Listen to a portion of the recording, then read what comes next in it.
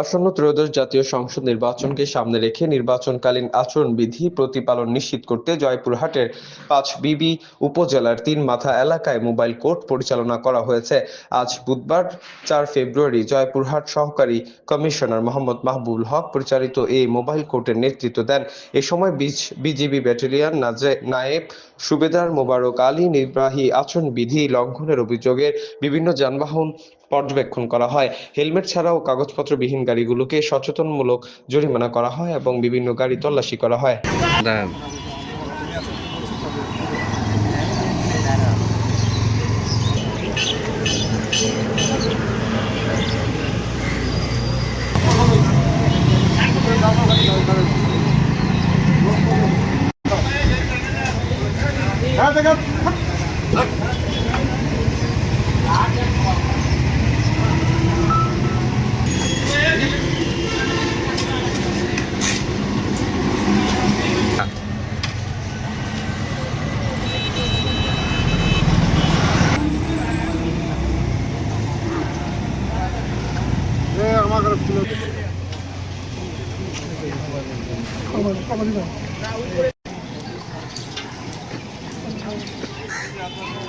দৈনিক আজকের বাংলা .net